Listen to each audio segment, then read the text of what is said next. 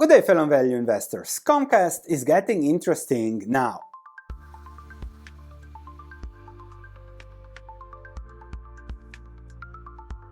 Because if we look at the situation, dividend yield of 4.5%, we are at 52-week lows and therefore a P ratio of below 5. Whoa! So let's see what's going on. Revenues positive, EBITDA positive, earnings per share positive. But why is then the stock so low and why it's going down? Well, we have an issue that's called debt. They have more than 90 billion of it.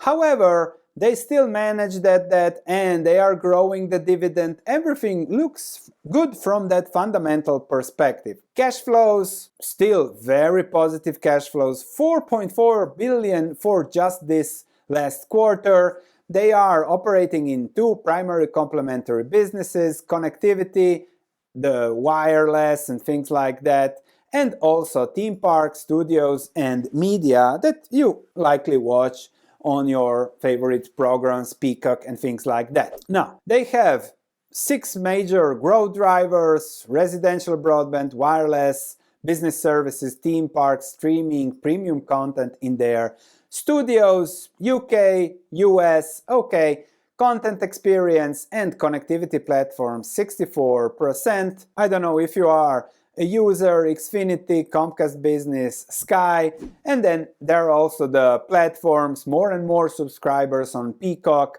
sports, NBA, NBC, things like that will likely keep on watching. The financial performance, 123 billion in revenue, adjusted EBITDA 38 billion for 2024, going likely to 40. Therefore, price to debt is 2 something, so not that crazy.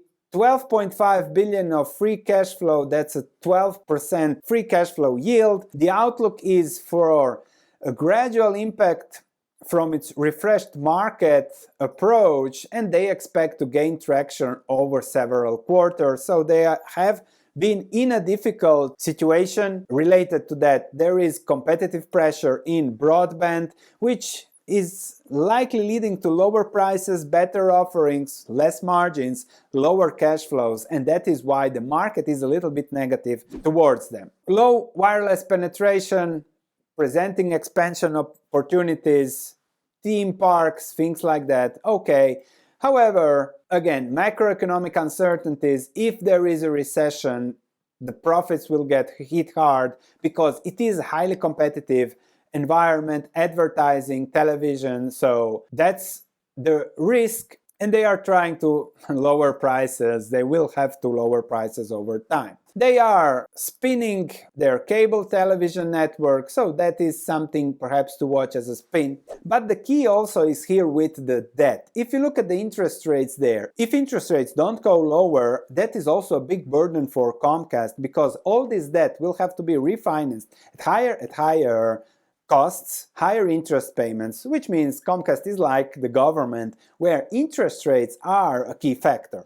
And you can see here, non-current portion, 96 billion of the debt, and we have another 5 billion. So they have 100 billion of debt, more debt than equity.